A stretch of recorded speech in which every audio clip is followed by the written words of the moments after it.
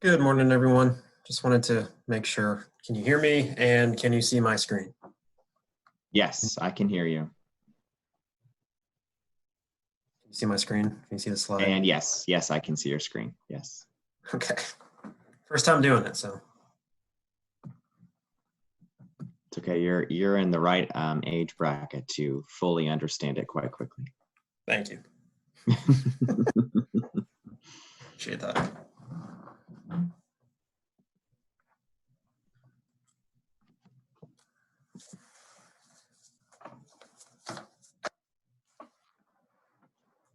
Well, thank you to everybody who's joined so far. We'll give it just a few more minutes, let some folks trickle in. Hang tight.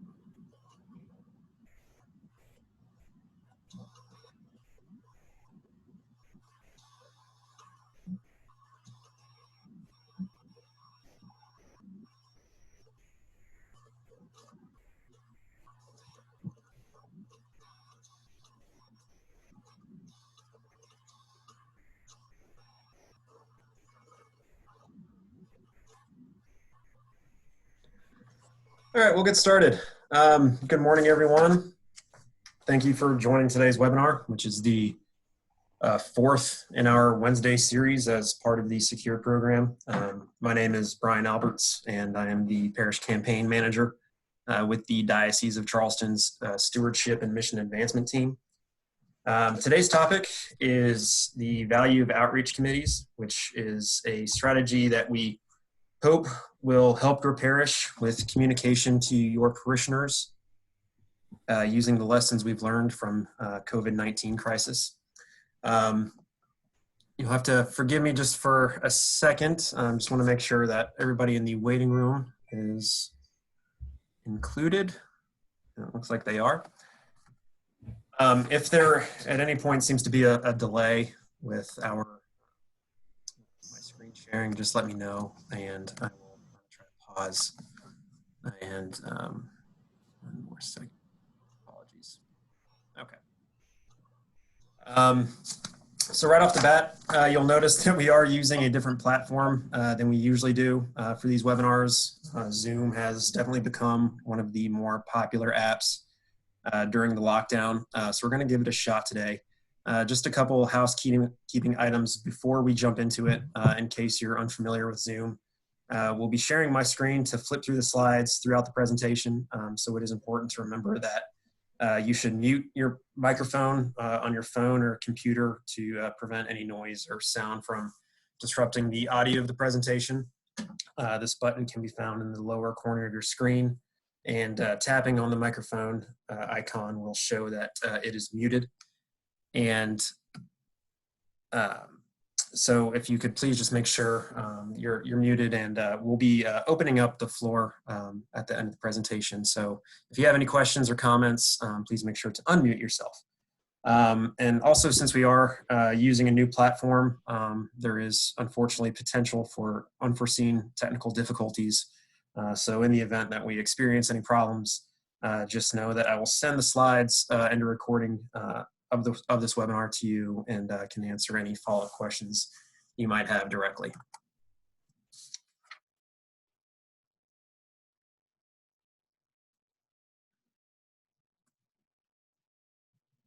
So moving on to the agenda of today's webinar.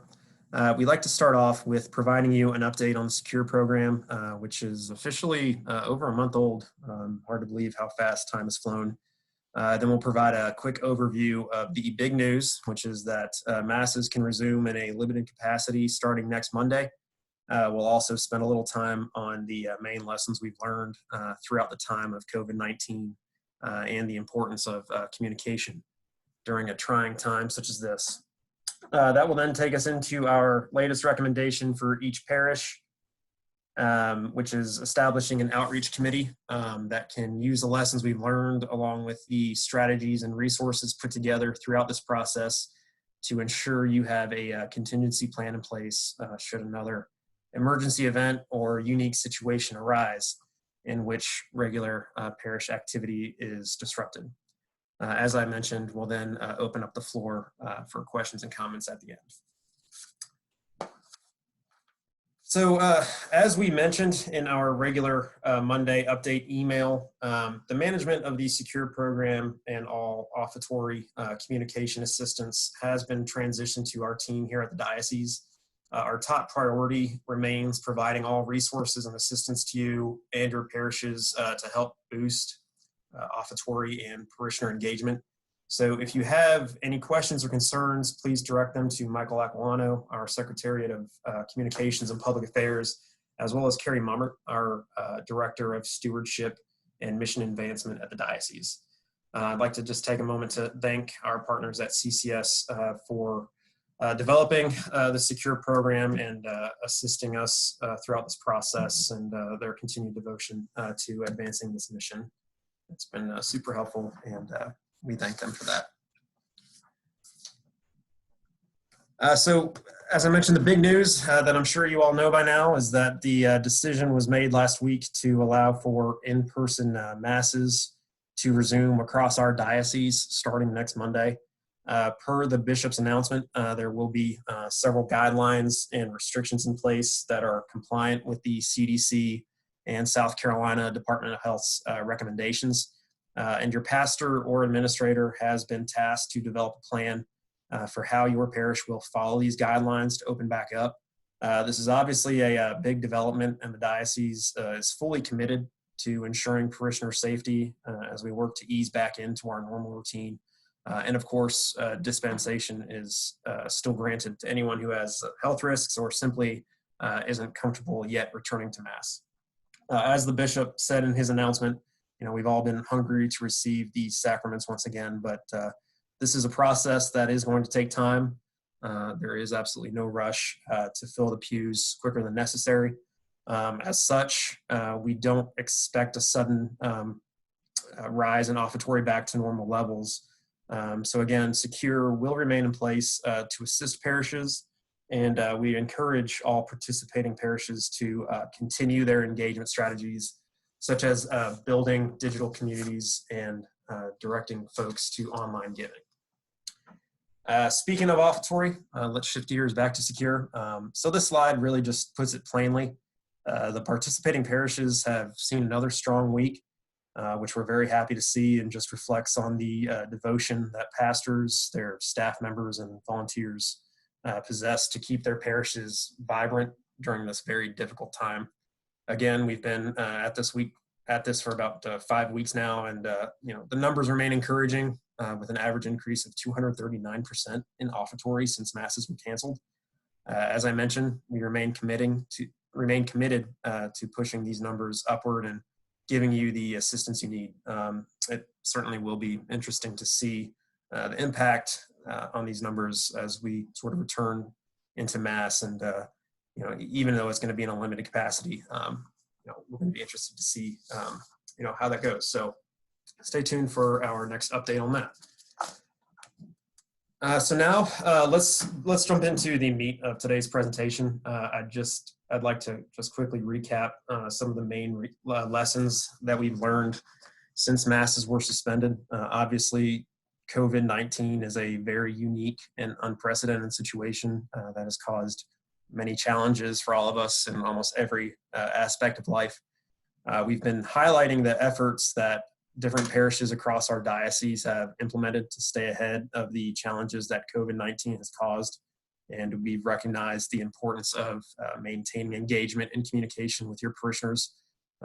It's hard to imagine another scenario in which we're going to be unable to celebrate Mass together and receive the sacraments for such a prolonged time, quite like the past few months. But of course, as we know, the state of South Carolina is susceptible to hurricanes and severe weather.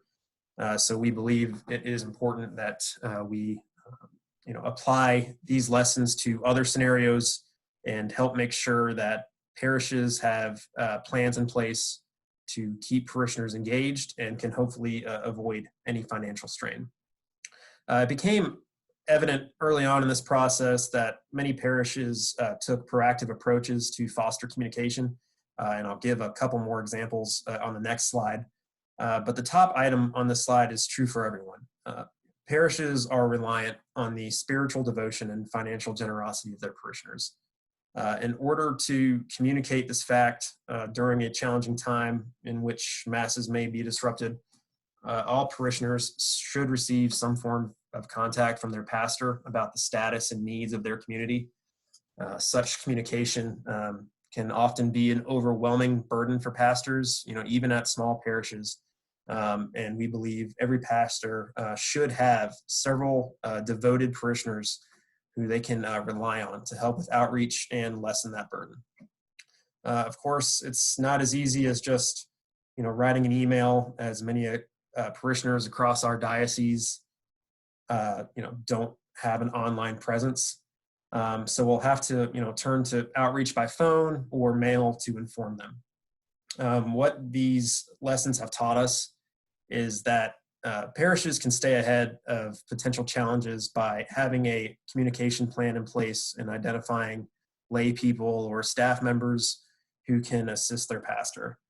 So our focus today is the steps you can take to be proactive ahead of the next crisis or emergency situation.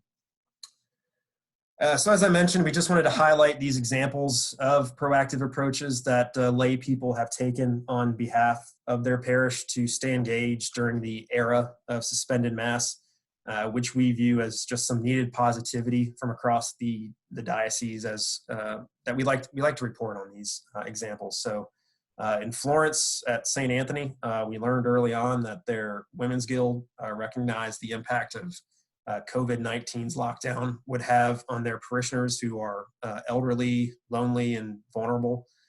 So their Women's Guild divided up their contact information for these folks and set up a phone tree to call them, check in on their well-being, and see if there was anything they could do or provide for them. What we heard is that those particular parishioners were deeply appreciative of this outreach, and it was an effort that has truly helped strengthen their parish family in Florence. Excuse me. Another example could be found down here in Charleston, where one parishioner at St. Joseph felt it was very important for their parish to have a platform to send email blasts to their parishioners and keep them updated on messages from their pastor, Father Patrick. So she went ahead and purchased Flocknote for their parish staff to use. As we've discussed on previous webinars, Flocknote is a terrific tool to stay engaged via email with your parish. And it can be a source for access to all of a parish's electronic resources, such as online giving, live streams, and digital communities, and so on. So this particular parishioner wasn't asked or encouraged by anyone to commit this level of generosity. They simply just wanted to help St. Joseph, which is tremendous. So in these examples, it's the devoted lay people who wanted to step up and help their parish through this trying time, and that's exactly what they did. So using the lessons we've learned from COVID-19 about the importance of continued communication and adding in the difference that just a few devoted lay people or volunteers can make, we're suggesting that each parish consider forming an outreach committee. Before I begin diving into the steps over the next few slides that will help an outreach committee become reality, I'd just like to preface that the diocese is by no means, requiring or expecting this of parishes. This is simply just a suggestion of ways to help your parish stay prepared and have a contingency plan for communication in place. And even though this slide says it's about establishing an outreach committee, I'd just like to emphasize that these tasks can be given to any existing parish group or even just a few parishioners who want to help. This approach can have a formal structure similar to the bicentennial campaign or MAP committees, but it can also be varied to fit the amount of help that you have at your parish. Just to reiterate what I mentioned earlier, most pastors need help during times like this. For them to have an established plan in place and a group of volunteers willing to help can make a big difference. Both with the quickness of a response as well as the frequency of communication. The examples that I talked about from St. Anthony and St. Joseph were obviously extremely helpful. So we believe that this is a strategy that won't require much effort and can have the same level of success. As we list in the slide, the goal of an outreach committee is to develop a communication plan for their parish to utilize beyond normal circumstances, assist their pastor or administrator with conducting the outreach, and to help ensure that parishioner contact information is accurate and up to date. Obviously, in relation to an emergency situation, we pray that this committee doesn't have to take much action, but again, it can be a very helpful resource for any parish during a challenging time to effectively communicate their needs. So over the next few slides, I'll go through the steps we've laid out that parishes can take to get the ball rolling, starting with identifying the parishioners, either lay people or parish staff, who would make up the outreach committee and assume these responsibilities. The folks who participate in this committee would ideally be active members of the parish community. They have knowledge of who is the most vulnerable, who the most vulnerable parishioners are. They're accustomed to reaching out to their parish family. They are well versed in the parish's capabilities and financial situation. And as we mentioned in the slide, a good place to start would be with the following groups. Your parish finance, building, or parish councils. The individuals who sit on these councils are obviously committed to the well-being of their parish. They want to ensure the financial, spiritual, and physical stability of their parish for the future. They're often individuals who are good communicators and can tap into skills from their professional backgrounds to help inform and make good decisions for their parish. Another good place to start would be with your Women's Guild, Men's Club, or the Knights of Columbus. The folks who join these groups are typically interested in providing a strong sense of community for their parish, by organizing fundraisers, prayer groups, and other social events.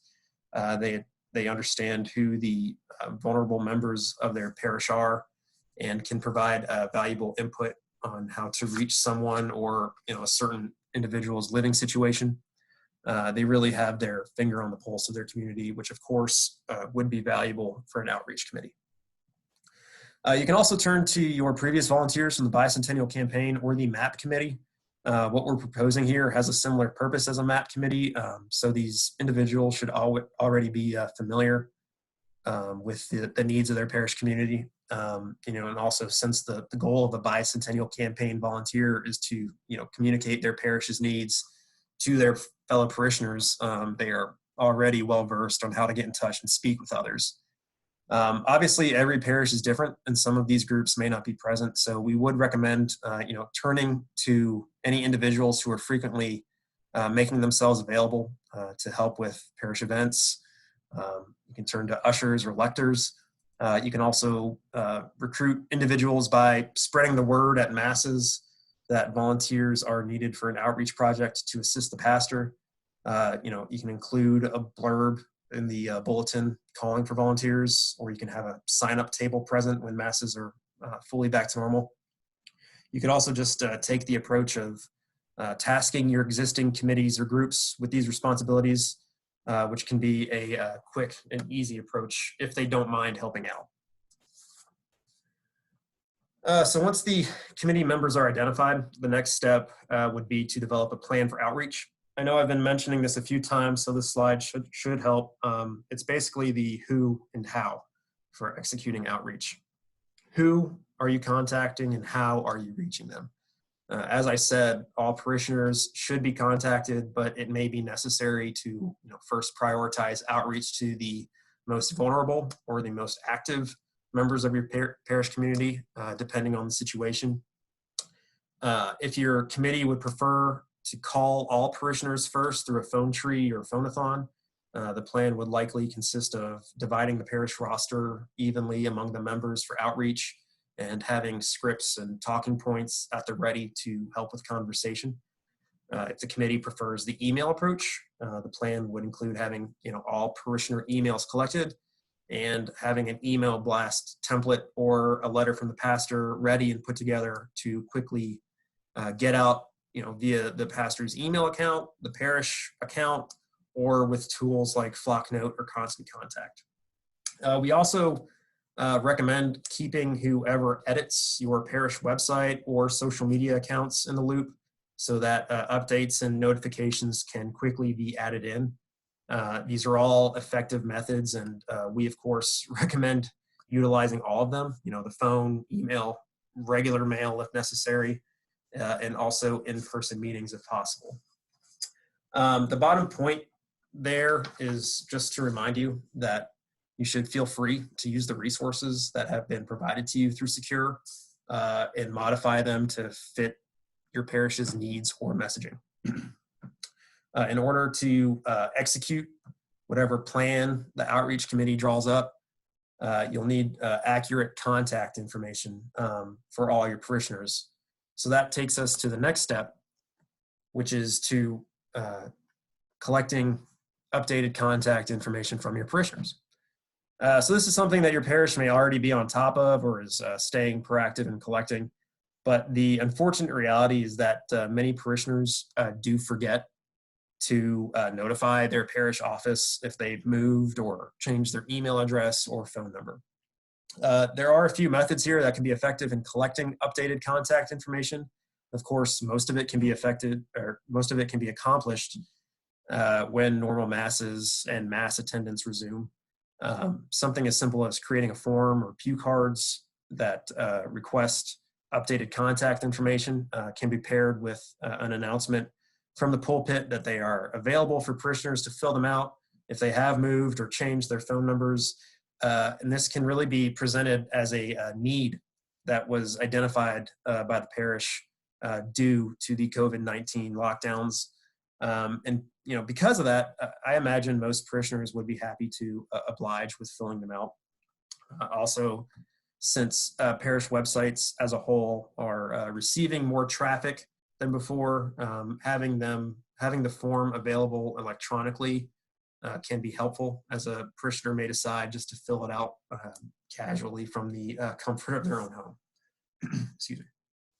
So the bottom point on this slide is something that I need to highlight. This effort isn't just meant to benefit the outreach committee. It's meant to benefit the parish as a whole. The updated information that is returned to the parish should be used to update the parish's roster. So the staff members or parish secretary who is responsible for record keeping should regularly update their roster with any new information. In a scenario in which the outreach committee will need to access the parish roster, they should get it from whoever keeps these records. And therefore, that staff member should be kept in the loop about the outreach committee's activities. So the final step in the duties of an outreach committee is the actual contact with parishioners. Again, in the context of what we've been discussing with having this committee prepared for the next emergency or unique situation, it of course is our prayer that this outreach isn't really necessary, at least for a long time. This slide is meant to show the value in each method of outreach, and in my experience through Secure, the parishes that have conducted outreach by phone generally had a good turnout of offertory the following week. And that goes back to what we've learned, in that it's just a personal approach that parishioners seem to appreciate during a time when we all have to be separated. Of course, emails can be fired off in conjunction with these phone calls. It's easy to get a letter from the pastor out by email and gives folks the resources to stay connected with their parish digitally. One thing that I will say is that I've heard a few examples where parishioners didn't have an email account previously. So they had one made so that they could, receive these email updates from the parishes. So I do think in our world after COVID-19, online presence will certainly have increased through, people who previously didn't pay much attention to it. And so it's something to consider down the line. We haven't discussed regular mailings as much. But of course, this is the old school method of communication, and it would be particularly effective for parishioners who just don't have an updated phone number on file. The benefit of having a committee when it comes to mailings is that the envelope stuffing can be divided among the members to make the process quicker and less time consuming. I would also like to mention that in the post-COVID-19 world, when hopefully we're all able to interact socially in person again, this outreach committee can be used for staying in contact with folks, through personal meetings or home visits. I remember a story from when Hurricane Florence struck the Carolina coast. There was a church in some small town in North Carolina that had their members come together with supplies and food to take to their fellow church family members who had, just lost power in their homes or were flooded. And, the reality is, as I mentioned, that this next hurricane season can impact South Carolina, as we've already seen the past 2 years. So even if the phone, email, or mail outreach methods aren't really practical following a severe weather event such as a hurricane, it is good to have a plan in place and identify the volunteers who are willing to personally go out and visit someone who might have been affected. So those are the methods of contact, which we have been talking about regularly throughout Secure. So there really shouldn't be much new information here, but it's just good to have a reminder. And on that note of reminders, there are some important points that I would just like to reemphasize to the group. These duties do not have to be taken up by a new group. They can be given to any existing parish group that is willing to help. So for example, if a representative from your women's guild would like to tie this into their activity, by all means, let them have it. If your pastor would, however, like to formally establish a new outreach committee, we hope these steps to identify potential volunteers is helpful. Also, once volunteers are in place and understand what the plan is if an emergency situation arises, it's good to have meetings every now and then to remind the volunteers of the tasks, to stay vigilant if a hurricane or severe weather is looming. But that, of course, is up to the members. It probably isn't necessary to frequently have to hold those meetings for the outreach committee, but that's, it's every parish, it would be up to them. But if you do have a group of devoted volunteers who would like to stay active in conducting outreach, you can use this group beyond contact for disrupted masses. You can work to engage with parishioners who aren't particularly active to try to bring them back into the fold. You can use this group to spread the word about an upcoming parish fundraiser, food drive, or social event, or as I include in the link, which you can check out when I send the slides around, you can use an outreach committee to help out or partner with a charity or nonprofit in your area, which do things like providing aid to the less fortunate and homeless. So those are just some ideas there. I also think it's important to remind you that these suggestions aren't meant to just be handed off to the staff in your parish office and add to their workload. If they have a lot to focus on, you feel that this is a task that any layperson can take up and coordinate on behalf of their parish. And of course, as always, we are here to help. Please reach out with any questions or concerns you have. The diocese is here to assist you, and our full team contact information can be found on the last slide. So in closing, I'd just like to highlight that, as usual, we'll have some materials forthcoming, some of which your campaign manager may have already circulated to you before. A document overviewing and summarizing our recommended steps for forming an outreach committee, the templates for phone call scripts and email blasts, as well as hopefully a recording of today's webinar. I'm hoping Zoom worked and we can have this recording to share. So with that, I'd like to open up the floor. Please remember to unmute yourself and ask for any questions, comments, and if there's anything I need to clarify or touch on again.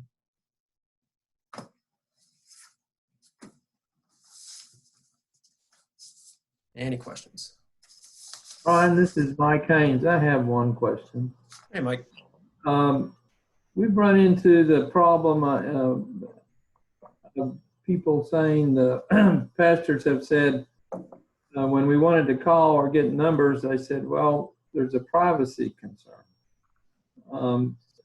So I guess my question is, when people sign up for a parish, do they have some indication that they allow people to call them where you say you don't want the staff to have to do this? If we have a lay committee to call to do a phone tree, I don't see why there should be a privacy concern. I would assume if you're in a parish, it's okay for the staff to call you or somebody from the parish. But can you speak to that, or have other people expressed privacy issues? Absolutely. That's a very good question. And thank you for bringing that up.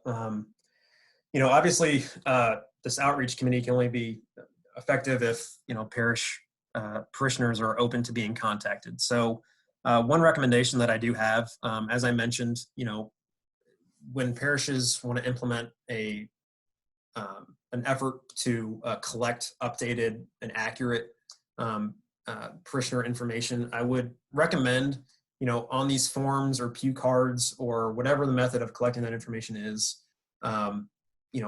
include a box that they can check. Is it okay if our outreach committee reaches out to you in the event of an emergency situation or to notify you of parish events? We're not going to want to contact anybody who doesn't want to be contacted. Privacy is extremely important to folks nowadays, particularly with how many robocalls we're all getting. So it's understandable. And I would recommend that parishes, as part of their registration forms going forward, indicate if that, the parishioner has the choice of being contacted or not. So, that's something that I think can be included on a form, pew card, whatever the method is to collect that information. Give them that option of saying, hey, I don't want to be contacted, and also including that on a registration form. So when a new potential parishioner comes in and would like to register for the parish. But certainly, it's kind of an effort that we have to go back and remind folks that, COVID-19 presented challenges in which, we maybe didn't have up-to-date contact information, and we would just like to give you the opportunity to let us know of any changes. That way we can contact you. But if you do not want to be contacted, we will not reach out to you. Does that make sense? Yeah, but you're saying the diocese believes that you would have to get people to opt in as opposed to just a general announcement that you could say you can opt out. It's much easier if you can just opt out. Well, again, I believe it would be up to the parish. I think it's just, if you're going to be asking for folks' phone number, or email address, it's a good option to give them. I think what can be paired with the announcement that we're trying to collect information can be, we have this outreach committee. COVID-19 taught us that its communication is essential. So if you wouldn't mind, we would just like to fill you in when it's needed to make sure that we're still trying to stay connected with you even when we physically can't be present, and trying to maintain that sense of community. And I'm happy to as part of this drop a potential cue card or form that parishes can use to mitigate their work. That might be helpful. Thank you. Happy to do it. Any other questions or comments from folks?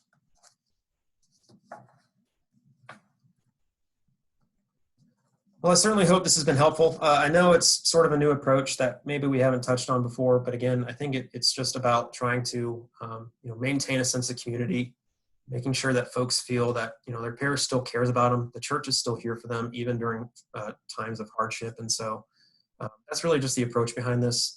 This is something that can sort of be tweaked as time goes on, and new needs are exposed. And so just take some time, hopefully, talk it over with your pastor if they'd be interested in starting something like this and the benefit that it could serve the parish down the line. I just wanted to highlight here, this is the contact information for us at the diocese to help you out. I'm sure you've interacted with most of us before, but please don't hesitate to reach out at any point. I'm here to help answer your questions and to work with you. This is, even though again it's somewhat good news that we're returning to mass in a limited capacity, this is a process that's going to take a lot of time, and so there's no rush, but just again, feel free to reach out. I see that it's 5 after 10:30. I apologize for rambling so much, but again, hopefully it's helpful, and be on the lookout for the resources to follow. So with that, if there aren't any other questions, I'll conclude the meeting here. All right. Thank you all.